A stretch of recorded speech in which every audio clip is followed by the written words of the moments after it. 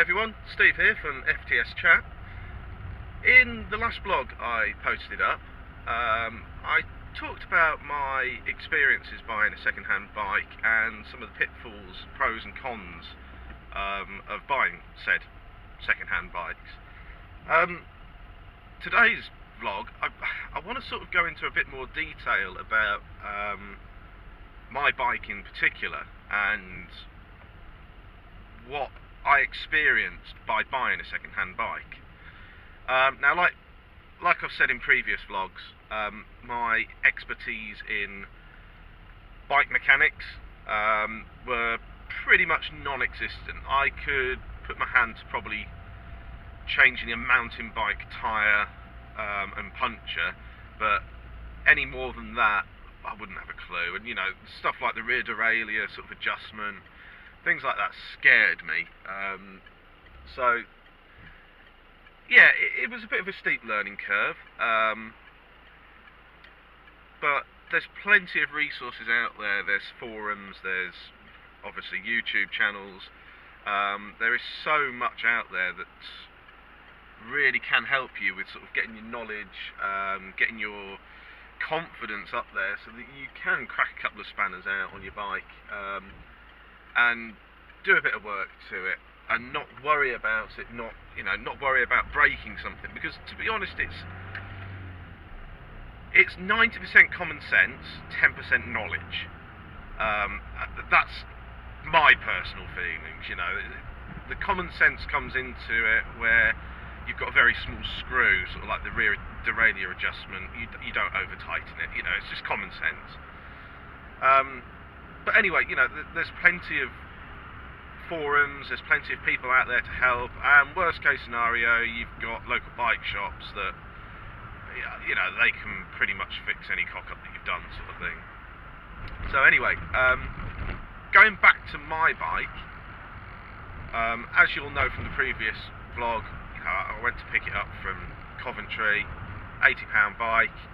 It needed some bits doing to it. So essentially what happened was, I got it back, got it out of the boot of the car, had a proper look over it once I'd actually back at home, sort of thing, and just gave it the once over. I had to adjust the saddle anyway because it wasn't the right height for me. But yeah, you know, I cast my eye over all the main components. I checked, you know, previously earlier that day when I bought the bike. It all looked absolutely fine. So went off for a ride, real short ride, probably about 6 miles, 8 miles. I didn't really expect to do any more than that. And yeah, there was a few little niggly things that sort of I knew they needed sort of looking at a little bit more. One of the main things I noticed was the brake pads were just shot. You know, that it had, I believe, when I looked at them, it had a complete set of matching pads on the front, and then it had a mixture of 2 different types of pads on the back, one of which had a metal cage and one of which was just a solid block. So it was all over the place. And also the rear brake caliper itself was sticking. The actual sort of mechanism on there was sticking. So little things like that just needed a bit of attention. So, you know, that's fine. Another area was that some of the gears were sort of the rear cassette was jumping occasionally, but not to the point where I couldn't change gear smoothly. It was just a couple of times it would jump. So off I went, loaded up YouTube, had a watch of a couple of videos of how to adjust a rear derailleur, went outside, propped the bike up, adjusted the rear derailleur, off I went. Absolutely fine. So, you know, little things like that weren't too much of an issue. So over the few months of owning the bike, so this was October 2015, so, you know, winter's coming, wasn't overly confident on the bike, especially not a road bike and not cycling on the main roads. I hadn't done it for ages, so my confidence needed to be built up. So I got out here and there, probably 10-15 times over the course of sort of October, November, December, January. Started to build my confidence up, and noticed then that there were going to be more things that needed to be done on the bike. I think I put in probably about 80-90 miles sort of over that winter months, just getting used to it, trying to get my fitness. You've got to bear in mind my fitness levels were shot. You know, I was very overweight, very unhealthy. So I just wanted to take it step by step, little by little. So we roll on to around March last year, and I'd saved up a bit of money. I knew that there'd be a few bits I needed to sort out, and I wanted to get the bike pretty much ready for the summer season. I had grand plans of, you know, starting to push my mileage up, doing my first sort of 25-30 mile ride, expanding that to my first 50-mile ride, expanding that sort of to, you know, 2 or 3 50-mile rides over a course of a couple of months and things like that, all of which I did do, basically, you know, and we'll go into more details about that in later vlogs anyway. So straight away I knew that I needed new cables, brake cables specifically, because after I'd cleaned the rear brake setup up and got some matching pads all round, I noticed that the cable itself was sticking quite a bit. It wasn't actually sort of, when you pulled the brake cable, it wasn't actually coming through fluidly. It was actually sort of sticking and getting caught, and it wouldn't allow the brake caliper to sort of open up fully as well. So I knew that I needed new brake cables. Checked the gear cables, and they actually looked like they'd been replaced not long before I purchased the bike. They were very, very good condition. They were clean, very smooth. So, you know, I decided I wouldn't go for the full sort of cable kit. I'd just go for brake cables, the inners and the outers.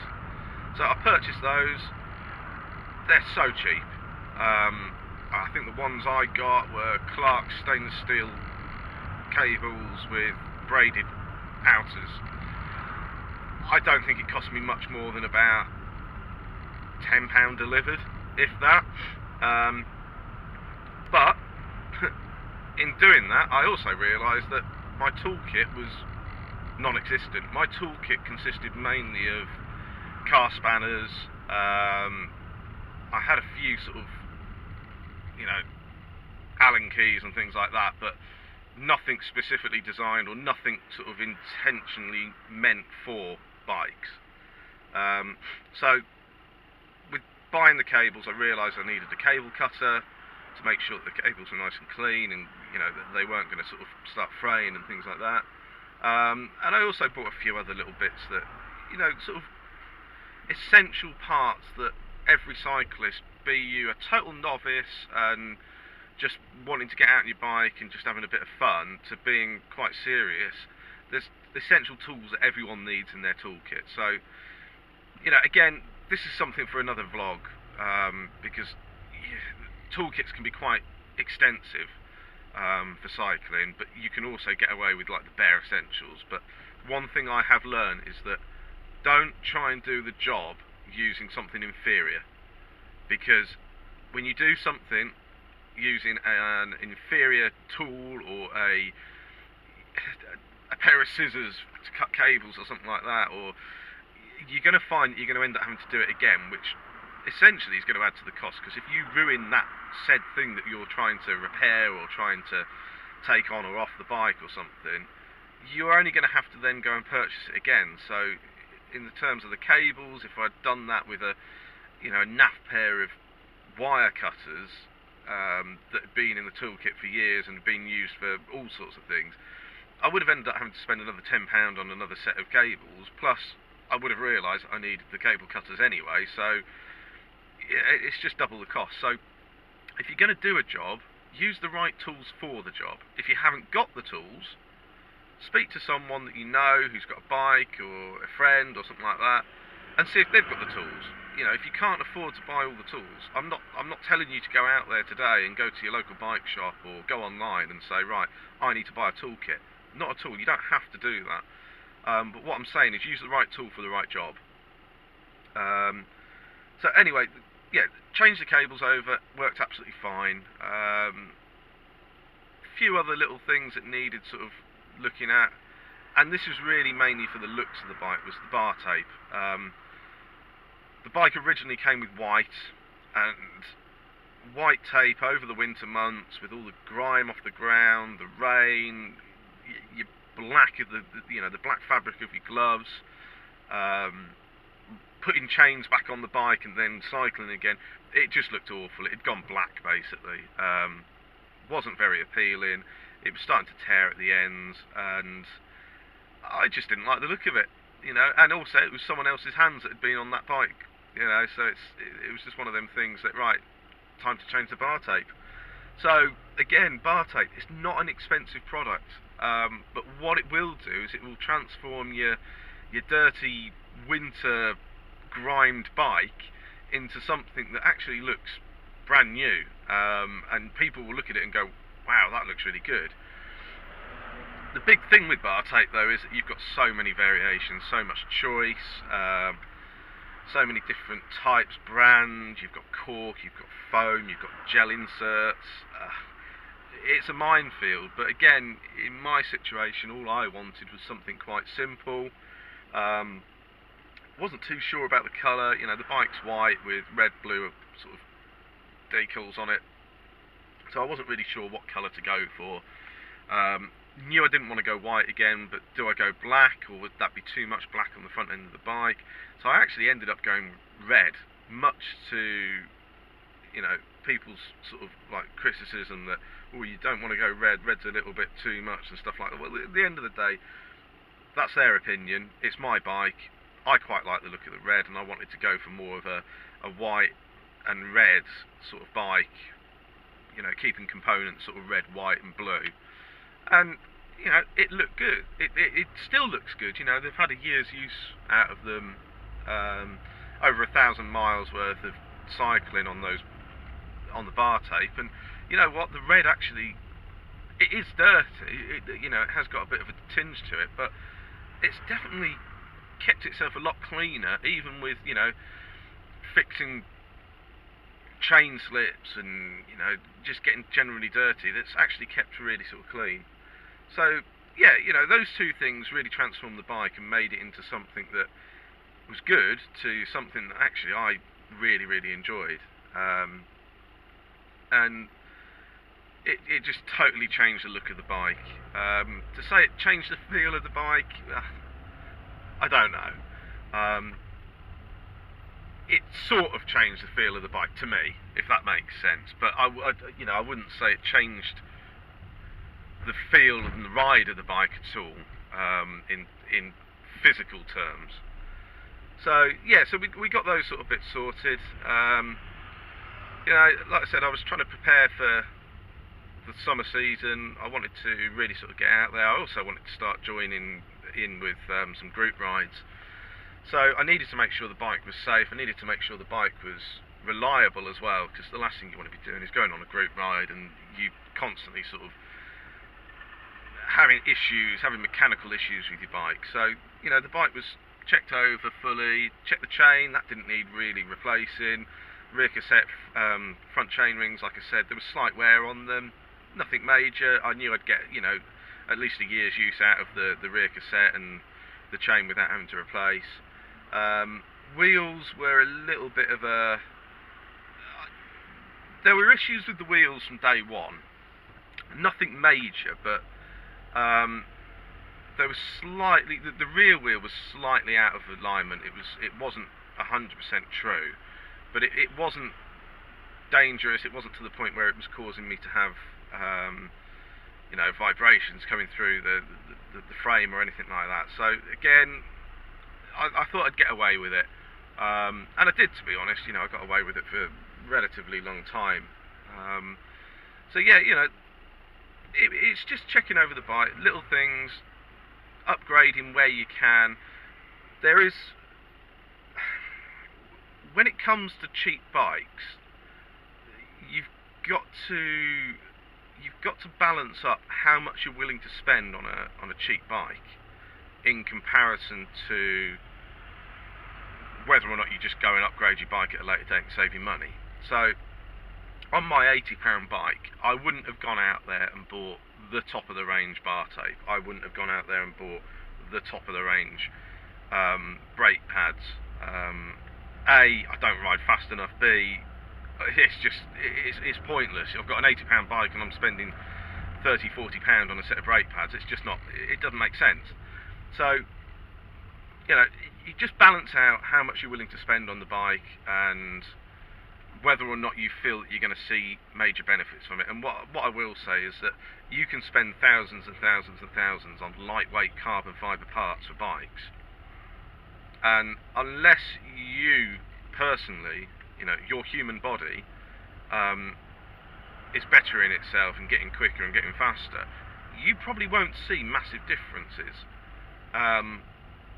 Again, I'm going to do a vlog specifically about a couple of components that I've bought for the bike since since sort of March last year.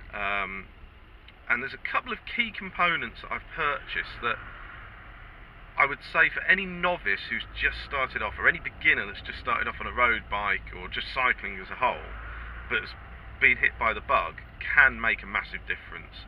And I'm not going to say too much about it now, because I mean it would be nice to sort of do a whole vlog about these sort of key components that I personally, so this is me personally, I mean it might not be the case for everyone else, but me personally, once I'd fitted these to the bike, actually found that my cycling, my ability to do things had been totally transformed.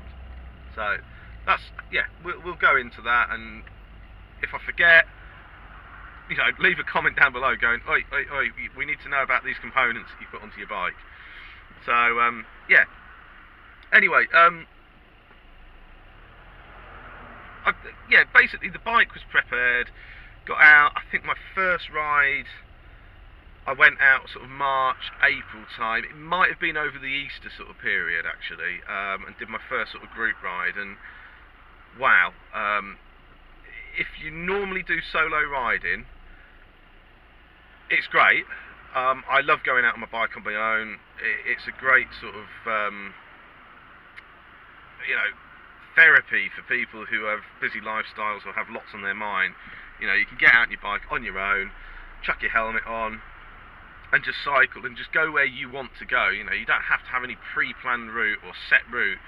You know, if you know that what you want to do is you want to do 10 miles and then you want to go and stop for a coffee, you know, have a sit down, have a relax, just let things go from your head, and then do another 10 miles back. Well, that's a 20-mile bike ride, you know, and you stopped off, you've had a coffee, you get back, you feel refreshed. Mentally and physically, you feel refreshed. But yeah, group riding, I didn't really know what to expect. I was a little bit sort of like, oh, I don't know about this, I'm not sure I'm ready for this, don't know what to expect, I don't know if, you know, I'm going to be too slow, if I'm going to hold people back. Matter of fact, yes, I was slow, and yes, I did hold people back, but you know what? The group of people that I went out with weren't the type of people that sort of turn their nose up going, well, if you can't do an average of 18, 20 miles per hour, you're not coming out with us. These guys were like, alright, we all started off somewhere, and yeah, you know, just, if you're struggling, let us know, and, you know, we'll help you. And the support I got from them in my early times of cycling with a group was amazing. And to be honest, I think if I hadn't have done that, and if I'd just carried on going out on my own, I don't think I would have developed or bettered myself last year. I don't think I would have been able to do 50-mile bike rides. I don't think I would have been able to get out every single weekend and just enjoy cycling. So yeah, what I would say is that if you're new to it, you're new to the cycling scene, you go out mainly solo riding, try or look for a local club, look for a group of people that have a similar interest, that want to get out there and cycle, and try it, because you will be surprised at what a difference it makes cycling with a group of people compared to cycling on your own. You're faster, you're quicker, you'll enjoy it more. Yeah, so definitely worth doing. Again, I know I'm just rambling at the moment. You know, this is like the third vlog that I've done, and it just seems to be me rambling about my experiences and what I've done and how, you know, how good it is to get out on the bike and stuff like that. It will change. You know, this is a new vlog channel to me. I personally, I've never done anything like this before, so things will change with the channel. Things will change with the way I sort of come across and the content I put in there. As soon as I'm back out on the bike and you know, and out on the road a bit more, there'll be some more video. You know, I'll start putting videos of me out on the bike. I'm going to do some reviews of some of the products I've bought. They're not going to be sponsored. It's just going to be me talking about the products I've bought at my own money, and just sort of discussing the pros and cons of those.